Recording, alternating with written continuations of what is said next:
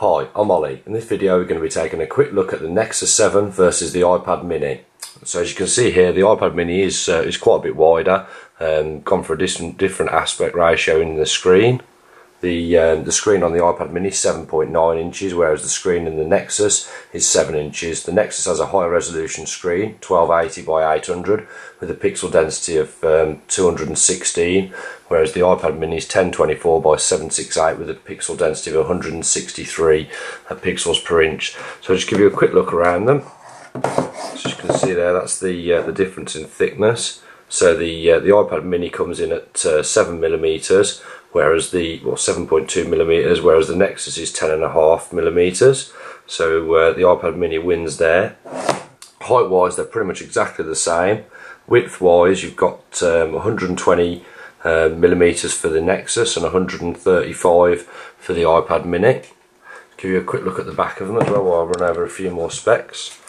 So the iPad probably looks better on the back, but the Nexus definitely seems the more durable one. With the iPad Mini, you tend to want to put a case on there so you don't mark the back. Battery life wise, looking at about 10 hours for each of them. The Nexus has got a quad-core processor running at 1.3 GHz, and as far as we know, the iPad Mini is a dual-core running around 1 GHz. The Nexus 7 is a little bit heavier, coming in at 340 grams, whereas the iPad Mini is 312. You can't really notice the difference in weight. They pretty much feel the same. It's not a massive difference there at all.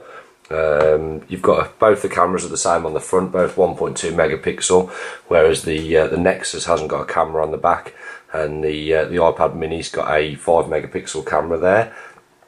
Main difference really, well, two main differences is the operating system. Obviously you've got Jelly Bean on the Nexus, and you've got iOS 6 on the iPad Mini. So really that's down to personal taste. I quite like the Android operating system because you're not quite as locked down, yet the iOS operating system is a bit more locked down, but very quick, very fluent, and everything that's on there works really well, which is so depends what your personal preference is there. Another major difference is price. At the time of buying these, this was £169 for the 8 gig, and this is £269 for the 16 gig. Both are Wi-Fi only. With the recent price drop of the Nexus, it pretty much means you can get a 32 gigabyte version for £200, whereas for 32 gigabytes on the iPad Mini you're looking at like £350. So there's a massive price difference there, so it's definitely something worth considering. Screen wise, you can definitely notice a lot more if I just load up Safari here, so it can give you an idea of when you're actually on the internet. Let's go into YouTube on there. So you've definitely got a lot more area that you can see on the iPad Mini, whereas the resolution is definitely noticeably better on the Nexus 7. So it's pretty much much and much. Both have advantages and disadvantages. If you're after a tablet that's not expensive, just for around the house, browsing the internet and so on, and you don't want to spend much money, the Nexus 7 is the way forward. If you want something that's a bit more refined, thinner, then obviously look towards the iPad Mini. Let's give you another quick look around the units.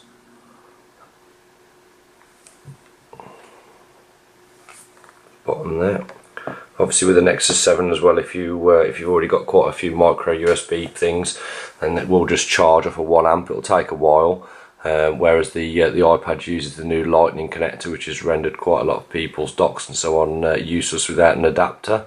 So it's not really a clear-cut winner. They're both really good tablets. Really enjoyed using them both. Can do some speed tests in a later video.